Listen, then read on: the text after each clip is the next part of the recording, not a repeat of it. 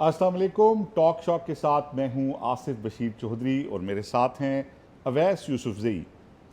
तो आज हम दो अहम ख़बरों के ऊपर आपके साथ बात करेंगे, जिसमें से पहली ख़बर तो वफाकी हुकूमत की तरफ से गज़टेड हॉलीडे का अनाउंस करना है, जो कि ऑफिस टाइम के बाद किया गया। एक इससे कल जो इस छुट्टी के क्या क्या असरात होंगे, कल कौन से अहम केसेस अदालतों में ज़ेर इल्तवा थे और अब उनमें क्या कार्रवाई जो है वो मुतवक्के है और कब हो सकेगी, इसके ऊपर बात करेंगे। और इसके साथ ही एक दिलखराश खबर ट्रेल 5 से, इस्लामाबाद के खूबसूरत मारगला हिल्स का जो ट्रेल 5 है, वहाँ पे हाइकिंग के लिए जाने वाले एक नौजवान जो खाई में गिर गए थे, इस हवाले से इस स्टोरी के ऊपर भी बात करेंगे।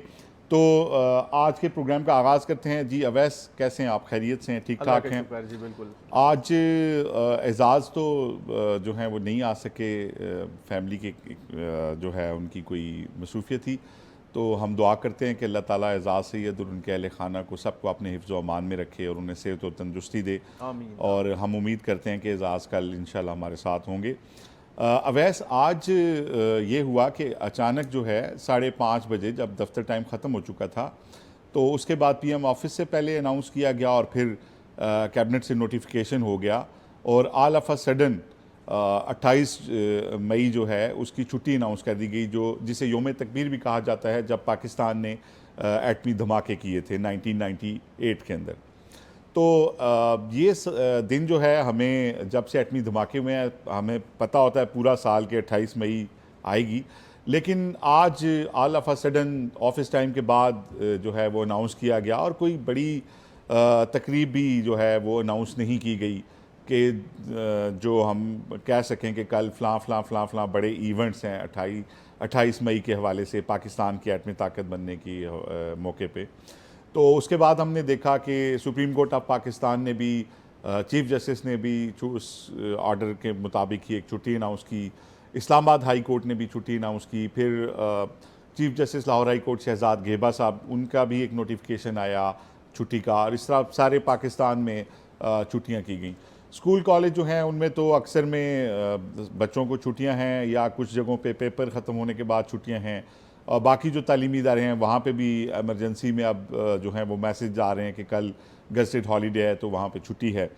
तो कल ये बताएं हमारे नाज़रीन को कि कल इस्लामाबाद हाई कोर्ट में कौन कौन से अहम केसेस थे और उनकी क्या तफसीलात हैं? जी बिल्कुल, शुक्रिया आसिफ बशीर चौधरी साहब। पहले तो लेकिन मैं आपको केसेस की तफसील बताने से पहले ये बता दूं, जो आप कह रहे हैं ना कि ऑफिस ओवर के बाद आया और अचानक, वो तो ठीक है, लेकिन आपने देखा होगा कि एक बयानिया भी ये बनाया गया था 9 मई के बाद कि हम 9 मई वाले नहीं 28 मई वाले हैं। तो मेरा ख्याल है ये वाला बयानिया है ना कि 9 मई वाले नहीं है 28 मई वाले हैं, उस बयानिए को तकवीत देने के लिए शायद ये एक जो छुट्टी है वो अनाउंस की गई कि हम इस दिन को सेलिब्रेट करें। और एक एब्सोल्युटली नॉट का भी जो है वो बयानिया बनाया जाता है सोशल मीडिया पे कि असल एब्सोल्युटली नॉट जो है वो था जो क्लिंटन को जवाब दिया गया और भारत के मुकाबले में एटमी धमाके करके जवाब भारत को दिया गया, मुंह तोड़ जवाब। तो मेरा ख्याल है एक तो ये चीज़ थी।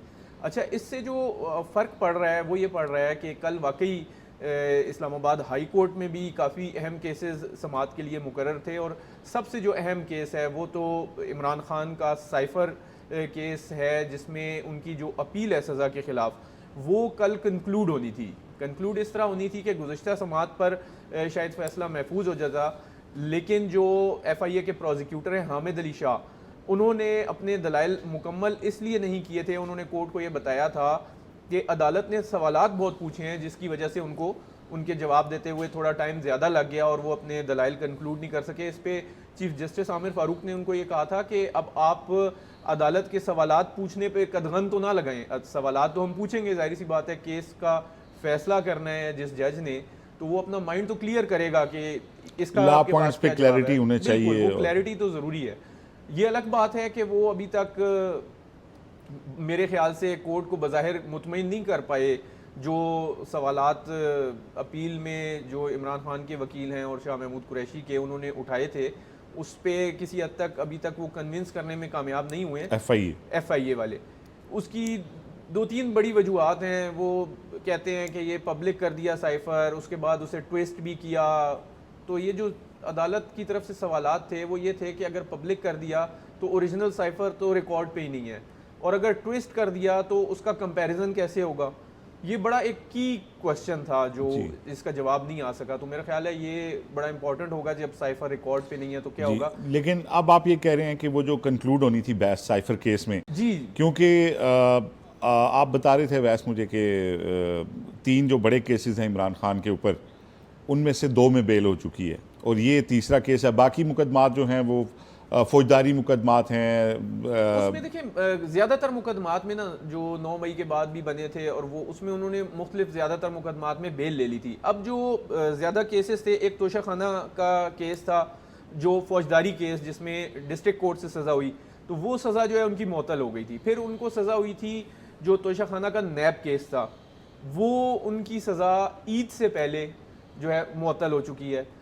फिर उसके बाद 190 मिलियन पाउंड का जो केस अभी अंडर ट्रायल है उसमें उनकी गिरफ्तारी थी, तो उसमें भी अदालत ने फैसला महफूज किया था और अगले ही रोज़ अनाउंस कर दिया था, उनको बेल दे दी थी। तो अब 2 केसेस हैं जिनमें इमरान खान जो हैं वो इंतज़ार कर रहे हैं कोर्ट के फैसलों का। एक इद्दत में निकाह का जो केस है उसमें उनकी अपील, यानी मरकज़ी जो अपील है सज़ा के ख़िलाफ़, उसमें फ़ैसला महफूज है जो 29 तारीख को यानी परसों सुनाया जाएगा।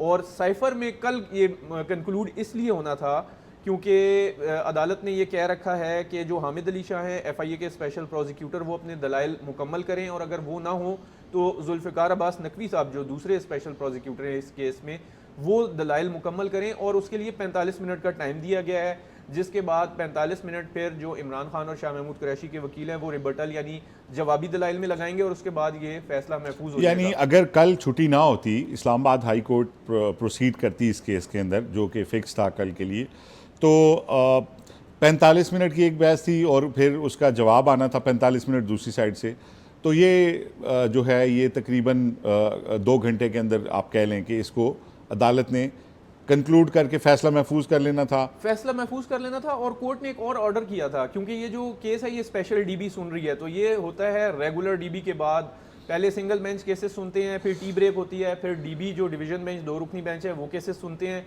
फिर वो जब जजेस फ्री होते हैं तो फिर स्पेशल DB बैठती है। तो ये बाज़ औक़ात 3:30 बजे केस शुरू होता है और 3:45 बजे भी, तो फिर 5 साढ़े 5 तक चलता है। तो कोर्ट ने ये ऑर्डर किया था, चूँकि हमने इस केस को वाइंड अप करना है और इसमें ज़्यादा ताख़ीर नहीं करना चाहते, इसलिए उन्होंने ये ऑर्डर किया था कि 28 मई को रेगुलर DB नहीं होगी, और सिंगल बेंच जब केसेस ख़त्म करके टी ब्रेक के बाद जजेस वापस आएंगे तो ये स्पेशल DB इस केस को सुनेगी और कंक्लूड करेगी। तो ये बड़ा स्पेशल ऑर्डर था ये। और इसमें शॉर्ट ऑर्डर भी आ सकता था और लेटर इसको महफूज करके बाद में भी फैसला सुनाया जा सकता था, और परसों दूसरे केस में उनका फैसला है इद्दत वाले केस में। तो इस हवाले से इमरान खान के लिए कल और परसों का दिन उनकी जमानत के हवाले से बहुत अहम है। लेकिन कल के केस अब जो हैं वो डीलिस्ट हो जाएंगे। ज़ाहिर है कि वो अब ये नहीं पता कि ये कब लगते हैं, दोबारा 1 हफ्ते बाद लगते हैं, नया रोस्टर आएगा जब उसमें लगते हैं, कब लगते हैं, क्या होता है। तो एक गैर यकीनी की सूरत हाल है इमरान खान के। तरीका ये होगा कि जो रजिस्ट्रार ऑफिस है वो एक काज लिस्ट जारी करेगा, और वो ज़्यादा इम्कान तो ये है शायद उसमें कोई सप्लीमेंट्री काज लिस्ट जारी करके, क्योंकि कोर्ट का ऑर्डर है कि जल्दी इसको निपटाना है, तो इसी वीक में भी फिक्स कर सकते हैं, वरना फिर नेक्स्ट वीक में जा सकता है। लेकिन फिलहाल ये मामला कल के लिए तो टल गया अवैस, और परसों फैसला अगर अनाउंस हो भी गया उनकी बेल का, तो वो उनकी इमरान खान जेल से बाहर इसलिए भी नहीं आ सकेंगे कि अभी इस मामले में, क्योंकि केस कंक्लूड ही नहीं हुआ और इसमें उनको कोई जो रिलीफ है वो ज़ाहिर है कि अगर फैसला अनाउंस होगा और उनकी फेवर में हुआ तो होगा। तो इसकी कल की छुट्टी का एक जो नुकसान है वो इमरान खान को हो गया कि उनके बड़े जो अहम मोड़ पे केसेस हैं उनकी समाअत नहीं हो सकेगी। बाज़ ज़राए हमें ये भी कह रहे थे कि 29 तारीख से पहले पहले जो एक इस्टेब्लिशमेंट और अदलिया के दरमियान मुहाज़राई चल रही है, उसमें बड़ा अहम दिन है 29 तारीख, और 29 से पहले भी कुछ हो सकता है। बाज़ लोगों की राय थी कि कोई अदलिया के ऊपर कोई कदगनें भी लगाई जा सकती हैं और कुछ ऐसे इक़दाम हो सकते हैं जिससे अदलिया को जो है वो उनको जो है वो उनके ऊपर कुछ पाबंदियाँ आयद हो सकती हैं या कुछ ऐसा इक़दाम हो सकता है। तो कल लेकिन कल का जो दिन है वो अब अदालती कार्रवाई नहीं हो सकेगी। और कल ये अवैस एक और भी अहम केस लगा हुआ था अदालत में जो अदालती रिपोर्टिंग से मुतल्लिक था। जी, उसकी भी डिटेल बताइएगा। बिल्कुल देखिए, पैमरा ने एक नोटिफिकेशन जारी किया था जिसमें ये कहा था कि कोर्ट प्रोसीडिंग टीवी चैनल्स पे रिपोर्ट नहीं होगी। तो जो कोर्ट रिपोर्टर्स हैं, हमारे लिए ये बड़ी अजीब सी बात थी कि दुनिया भर में जो कोर्ट रिपोर्टिंग है, जो कोर्ट प्रोसीडिंग है, वो रिपोर्ट होती है और लाइव भी दिखाई जाती है। हमारे मुल्क में भी अब ये ट्रेंड शुरू हुआ है कि सुप्रीम कोर्ट में जो बेंच 1 है वहाँ की अक्सर जो केसेस हैं वो लाइव प्रोसीडिंग होती है। तो पैमरा का जो नोटिफिकेशन था वो इट्सेल्फ कंट्राडिक्टरी था, क्योंकि उसमें ये लिखा हुआ था कि कोर्ट प्रोसीडिंग आप रिपोर्ट नहीं करेंगे चैनल्स, लेकिन जहां पर लाइव नशर हो रही होगी तो वो आप कर सकते हैं। तो हमने उसको फिर चैलेंज किया था, जो सुप्रीम कोर्ट की प्रेस एसोसिएशन है वो, और इस्लामाबाद हाई कोर्ट की जो हमारी कोर्ट रिपोर्टर्स की जर्नलिस्ट एसोसिएशन है वो। तो कोर्ट ने उस पर नोटिस जारी कर रखे हैं, सेक्रेटरी इंफॉर्मेशन को भी, चेयरमैन पैमरा को भी, और उसकी भी बड़ी जो अहम समाअत थी वो थी कल दोबारा होनी थी उस पर नोटिस के बाद। और इसमें हमारे जो वकील हैं बैरिस्टर उमर एजाज गिलानी भी हैं, उनके साथ जो इस्लामाबाद हाई कोर्ट बार के प्रेसिडेंट हैं रियासत अली आज़ाद साहब, हमारे वो भी बड़े भाई भी हैं और बड़े कॉम्पिटेंट वकील हैं। जी बिल्कुल, तो वो बार भी हमारे साथ खड़ी है इस मामले तो, में। तो कल यानी कि कल इस समर का फैसला भी नहीं हो सकेगा। ज़ाहिर है ये केस भी अब डी लिस्ट हो जाएगा और आई डोंट नो कि ये दोबारा इस वीक में लगता है, नेक्स्ट वीक में लगता है, या उससे भी लेट लगता है। अगर लेकिन उसमें एक मैं आपको बताऊं कि सिंध हाई कोर्ट से एक आज डिसीजन आया है जिसमें उन्होंने ये ऑर्डर किया है कि जो कोर्ट प्रोसीडिंग के हवाले से ये नोटिफिकेशन है उसको उन्होंने इस हद तक अलाउ कर दिया है कि जो प्रोसीडिंग है वो रिपोर्ट की जा सकती है। तो वो अगरचे सिंध हाई कोर्ट ने ऑर्डर किया है, लेकिन हमारी जो अंडरस्टैंडिंग है वो ये है कि चूंकि नोटिफिकेशन तमाम जो है कोर्ट्स के हवाले से, लेकिन तो वैसे हम भी इसमें कर एक, सकते हैं। एक थोड़ा सा है ना, क्योंकि हर हाई कोर्ट की अपनी जो रिस्ट्रिक्शन है ना, तो अगर ये फैसला इस्लामाबाद हाई कोर्ट से आता तो फिर तो पूरे पाकिस्तान पे अप्लाई होना था, क्योंकि पैमरा को ये हिदायत जानी थी। जी। अब क्योंकि सिंध में की गई है तो पैमरा सिंध पे तो अमल कर सकता है उसके ऊपर, लेकिन फिर भी एक एक्सक्यूज़ है कि क्योंकि ये सिंध की हाई कोर्ट का फैसला है तो शायद वो दूसरे सूबों अच्छा, में। एक मैं आपको दिलचस्प बात बताऊं आसिफ, इस हवाले से बेसिकली ये जो नोटिफिकेशन आया था इसकी ज़रूरत क्यों पेश आई थी? इसकी ज़रूरत क्यों पेश आई कि जो जजेस हैं उनके रिमार्क्स बाज़ औक़ात इस तरह के होते हैं जो कुछ हलकों को पसंद नहीं आते, और ये भी जब नोटिफिकेशन हुआ तो उस वक्त जो अहमद फरहाद लापता शायर हैं उनका केस चल रहा था, और जस्टिस मोहसिन अख्तर कियानी की जानिब से जो रिमार्क्स सामने आए वो काफ़ी जो है कुछ हलकों को नागवार गुजरे, जिसमें उन्होंने सेक्टर कमांडर के हवाले से कहा कि उनको अपनी औकात में रखें। फिर उन्होंने कहा कि वो कोई चांद पे नहीं रहते, उनसे रब्ता जी, करने में बिल्कुल इतनी इस क्यों तरह मुश्किल के है, रिमार्क्स और थे। ग्रेड 18 का अफसर भी उन्होंने कहा। जी। तो ये उसी के बाद जो है नोटिफिकेशन जारी हुआ था। तो जब नेक्स्ट हियरिंग हुई तो हम उधर कमरा अदालत में मौजूद थे, हमारे जो सीनियर एंकर हैं हामिद मीर साहब वो भी कोर्ट रूम में मौजूद थे। तो उन्होंने रोस्टम पे आके इजाज़त मांगी और जस्टिस मोहसिन अख्तर कियानी साहब को कहा कि आपकी जो कोर्ट प्रोसीडिंग है वो रिपोर्ट करने पर पाबंदी आयद कर दी है पैमरा ने, और इलेक्ट्रॉनिक मीडिया के खिलाफ तो ऐलान जंग कर दिया है कि अखबार जो है वो कोर्ट प्रोसीडिंग छाप सकता है लेकिन चैनल्स रिपोर्ट नहीं कर सकते। ये बड़ी अजीब सी एक सूरत हाल है। तो इस पर उन्होंने दो बातें की थी। एक, उन्होंने कहा था कि मैं आपको अलाउ कर रहा हूँ कि आप ये जो कोर्ट प्रोसीडिंग है इसको रिपोर्ट करें, क्योंकि अटॉर्नी जनरल से जब उन्होंने पूछा तो उन्होंने कहा कि कोर्ट जो है एम्पावर है, वो इजाज़त दे सकती है कोई भी केस रिपोर्ट करने के लिए। तो एक तो जस्टिस मोहसिन अख्तर कियानी ने वो इजाज़त दी। दूसरा, उन्होंने कहा कि अब मिसिंग पर्सनस के जितने भी केसेस हैं, जितने भी केसेस, वो हम लाइव स्ट्रीमिंग करेंगे और लाइव नशर करेंगे। तो मेरा ख्याल है कि वो जो मकसद था उस नोटिफिकेशन का वो तो वैसे ही फौत हो गया, बेअसर हो गया। लेकिन एजाज एक अपना, सॉरी मैं एजाज को याद कर रहा हूँ अवैस, एक तो ये है कि जो अभी तक इस हवाले से रिटर्न आर्डर तो मौजूद नहीं है ना, ये तो उनके रिमार्क्स थे और उन्होंने ज़ुबानी एक इजाज़त दी, और पार्शली हमें सिंध हाई कोर्ट से भी रिलीफ मिल गया, लेकिन एक कंक्रीट रिटर्न आर्डर नहीं, उन्होंने वो 8 सफ़े का एक रिटर्न ऑर्डर उर्दू में बाकायदा जारी किया फिर उस रोज़ ना, क्योंकि उनको बताया गया कि ये पैमरा ने अपने नोटिफिकेशन में लिखा है कि जो रिटर्न ऑर्डर है वो रिपोर्ट हो सकता है। तो उस रोज़ उन्होंने एक 8 सफ़े का रिटर्न ऑर्डर जारी किया और उस रिटर्न ऑर्डर में मेंशन किया कि ना सिर्फ इस मुकदमे की जो प्रोसीडिंग है वो नशर करने की इजाज़त दी जाती है, बल्कि तमाम मिसिंग पर्सनस के केसेस भी लाइव स्ट्रीमिंग कराई जाएगी। तो ये अब जो नेक्स्ट हियरिंग है 29 तारीख को, वो बड़ी इंपॉर्टेंट डे है वो 29 को। एक तो इद्दत में निकाह केस का फैसला, दूसरी साइड पे ये, और फिर ऑडियो लीक्स केस भी उस रोज़ फिक्स है, और उसमें भी आपको पता है कि आप तो खुद पेश हो रहे हैं एक जी, जी। साफ़ती तंजीम की तरफ से। तो जी, अच्छा अवैस हम जो बात कर रहे हैं वो कर रहे हैं कि क्योंकि आजकल सबसे अहम जो महाज गर्म है वो अदालत का ही है, और छुट्टी का जो फ़ैसला था अगर ये सियासी भी था ना, जिस तरह आप कह रहे हैं कि हम 28 मई वाले हैं, 9 मई वाले नहीं, ये बयानिया बनाया जा रहा है, तो भी ये 28 मई अचानक तो नहीं आई, पता था, और ये ऑर्डर एक दो दिन पहले भी हो सकता था, टाइमली हो सकता था।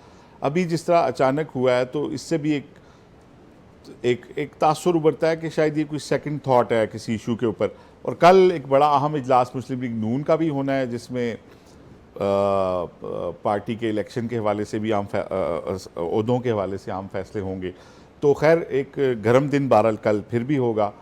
एक तो सूरज की गर्मी है और उसके अलावा एक सियासी गर्मी का दिन भी बहरहाल होगा। अच्छा चौधरी साहब, अब ये बताएं कि एक ट्रेल 5 पे अफसोसनाक हादसा पेश आया है, बड़ी दर्दनाक स्टोरी है कि मैट्रिक का जो स्टूडेंट था, पेपर्स के बाद वो उधर गया दोस्तों के साथ और उसको हादसा पेश आया। तो इस पे भी हम कुछ डिस्कस करते हैं क्योंकि हम भी बड़ा रेगुलर वहाँ पे जाते जी हैं। बिल्कुल। वैसे आपको पता ही है कि हम चार दोस्त वहाँ अक्सर वो जाते हैं, और आपको पता है कि मेरा भी बड़ा फेवरेट प्लेस है ट्रेल 5, और बल्कि हाइकिंग के आपने लिए भी। मुतारिफ भी बड़ा कराया जी है जी, ये। बहुत दोस्तों को मुतारिफ कराया, और मुझे सच्ची बात है, मुझे बड़ा अफसोस हुआ, ये बिल्कुल यंग एज में इस बच्चे को जो है ये वहाँ पे हादसा हो गया। तो ये जो मार्गला हिल्स है ना, ये हमारे लिए एक बहुत बड़ी अल्लाह की ब्लेसिंग भी हैं, लेकिन एक थोड़ी सी हमें एक एहतियात इनमें ये करनी चाहिए कि क्योंकि देखें इतना करीब, इतने बड़े शहर के करीब, बिल्कुल करीब आपको नेचर भी मिलती है, यानी कि आप ब्लू एरिया से आपको ड्राइव करते हुए गाड़ी में 2 से 3 मिनट में आप मार्गला हिल्स पे पहुंच जाते हैं, किसी भी उसके ट्रेल के ऊपर। तो वहाँ पे वाइल्ड लाइफ भी है, वहाँ पे बड़े ग्रीन लश ग्रीन पहाड़ भी हैं, लेकिन थोड़ी सी हमें जो एहतियात करनी चाहिए हमारे नाजरीन को या मुल्क भर से जो लोग आते हैं। एक तो ये कि इन ट्रेल्स में आप जब आएँ तो हमेशा प्रॉपर जूते पहन के आएँ। ये जो हादसा हुआ है इसके ज़ाहिर है अभी तो ऑटोप्सी होनी है इस बच्चे की, काज ऑफ डेथ डिटरमिन होना है, लेकिन अपेरेंटली जो बादी नज़र में एक नज़र आ रहा है सामने, शायद वो इस खदशे का इजहार किया जा रहा है कि शायद ये बच्चा स्लिप होके इस 40 मीटर गहरी खाई में गिरा है, और उसकी शायद ये गर्दन की हड्डी डैमेज हुई है, लेकिन ऑटोप्सी के बाद हतमी बात आएगी। लेकिन अगर ऐसा हुआ है, जो कि बज़ाहिर ऐसा लग रहा है, तो इसमें हमारे लिए बहुत सारी सीखने की चीज़ें हैं जो लोग हम वहाँ पे जाते हैं। एक तो हमारे जूते जो हैं वो हाइकिंग के जूते अलहदा होते हैं, जिसमें आपका जूता जो है वो स्लिप नहीं करता है। और फिर ये है कि अगर आप वहाँ पे जाते हैं तो टाइमली जाना चाहिए, ताकि अगर आप कहीं पे रास्ता अगर भूलते भी हैं तो आपको घबराहट तारी ना हो कि रात के वक्त में आपको जो है सुनसाना होता है और वाइल्ड लाइफ भी होती है, आवाज़ें आती हैं, तो बाज़ लोग डर भी जाते हैं। कई बार ऐसा भी हुआ कि कराची से गालिबन एक आए थे कोई साहब, वो अपने दोस्तों के साथ गए और रास्ता भटक गए, और फिर वो जो एक रात देर तक, वो सिग्नल का भी वहाँ पे प्रॉब्लम है, तो बड़ी मुश्किल से उनकी किंग कॉल लगी और उन्होंने बताया कि मुझे समझ भी नहीं आ रही मैं कहाँ पे, और उन्होंने फिर रेस्क्यू करके बड़ी मुश्किल से लाया गया था। तो अगर हम थोड़ी सी एहतियात करें तो हमारे लिए इसमें जो हम इंजॉय करने के लिए नेचर के ऊपर जा सकते हैं, वो हमारे लिए खुदा न खास्ता हमारी ज़िंदगी के लिए जो थ्रेट्स हैं उनसे हम बच सकते हैं। और एक तो ये कि हमें यहाँ पे जो वाइल्ड लाइफ है उसका भी ख्याल करना है और अपनी ज़िंदगी का भी ख्याल करना है। यहाँ पे कुछ जगह ऐसी हैं कि अगर खुदा न खास्ता वहाँ पे इंसान स्लिप हो जाए तो उसको गिर सकता है, और जिस तरह का सानिया ये बज़ाहिर कहा जा रहा है कि यही वजह है, तो इस तरह का सानिया भी खुदा न खास्ता हो सकता है। लेकिन जो हमारा ट्रैक्स बने हुए हैं उस पर ऐसा कोई चांस नहीं है कि आप स्लिप होकर फ़ौरन खाई में गिर जाएं। ये भी तो है ना कि जिस तरह ये थे, ये फर्स्ट टाइम शायद गए तो जी, इन्हें शायद आइडिया ये नहीं शायद था। रास्ता भूल के उस तरह की किसी जगह पे चले गए, क्योंकि जो ट्रैक्स बने हुए हैं उसमें कोई इतना ख़तरनाक नहीं है कि साइडों पे खाइयाँ हो, या मतलब हमारा ये कतई मतलब नहीं है कि लोग ट्रेल्स पे आना छोड़ दें यहाँ पे, या हाइकिंग करनी छोड़ दें। जो लोग वहाँ जाते हैं आप वो देख सकते हैं कि वो बड़ा सेफ़ है। और वैसे जब भी आप आएँ तो आपके हाथ में एक आधी स्टिक होनी चाहिए कि इन केस ख़ास तौर पे आते हुए वापसी पे आपको वो जो है हेल्प करती है कि आप अगर कभी फिसलें तो आपको एक उसकी जो है वो टेक लग जाती है उसकी। और फिर आपके जूते प्रॉपर होने चाहिए, और इसी तरह फिर हमें थोड़ा सा इंतज़ामिया को भी ये चाहिए कि यहाँ पे मोबाइल के सिग्नल का थोड़ा सा निज़ाम जो है वो मज़ीद बेहतर किया जा सकता है, ताकि जो लोग आने वाले हैं वो कनेक्टिविटी में रहें। जब राब्ता नहीं होता तो शायद ज़्यादा घबराहट हो जाती है अगर कोई रास्ता भूल जाए या इस तरह। और फिर एक और बात भी है कि इन ट्रेल्स के ऊपर मार्किंग भी शायद हमें ज़्यादा करनी चाहिए ताकि रास्ता खोने का जो इम्कान है वो कम हो। बहरहाल हम इस फैमिली के साथ जो है एक उनके लिए एक हमारी बड़ी सिम्पथी है कि ये बेचारा एक ही बच्चा था और वो मैट्रिक उसने किया, बिल्कुल यंग एज थी, और हम इनके गम में बराबर के शरीक हैं। इनकी वालदा जो हैं वो टीचर हैं और उन्होंने अपना बच्चा खो दिया। और एक और भी अवैस ये है कि ये जो यूथ जाती है ना, हमारे बच्चे ऊपर जाते हैं, तो इनके साथ कोई सीनियर बंदा भी होना चाहिए, क्योंकि बच्चे ज़रा थ्रिल पसंद करते हैं और थोड़ा चैलेंजिंग मोड में चले जाते हैं कि ज़रा मैं यूं जाके दिखाता हूं। कुछ इस तरह का फैक्टर भी होता है जब बच्चे हम उम्र जाते हैं, टीनेजर, तो थोड़ा सा होना चाहिए इस तरह का भी। मैं जो समझा हूँ वो ये भी है कि जब कोई फर्स्ट टाइम जाए तो उसे अकेले मूव नहीं करना चाहिए, रास्ता भटक सकता है कहीं, मतलब इस तरह का कहीं पाँव स्लिप हो जाए तो किसी खाई में चला जाए, तो मेरा ख्याल है कि उन्हें इकट्ठे रहना चाहिए ताकि हेल्प भी हो सके और इस तरह की सूरत जी बिल्कुल, और कोई इतना मुश्किल नहीं है, छोटी छोटी एहतियाती तदाबीर हैं जिससे हम इस तरह के हादसात से बच सकते हैं। तो मेरा ख्याल है वैसे आज यही था। तो नाज़रीन, आज यही दो मौज़ूआत आपके सामने रखने थे। कल इंशाल्लाह आपके साथ एक ज़बरदस्त किस्म की एपिसोड के साथ हाज़िर होंगे। अगर आप हमें कोई चीज़ हमारे नोटिस में लाना चाहते हैं तो talkshock777@gmail.com पे हमें मेल कर सकते हैं। हमें इजाज़त दीजिए। अल्लाह हाफ़िज़।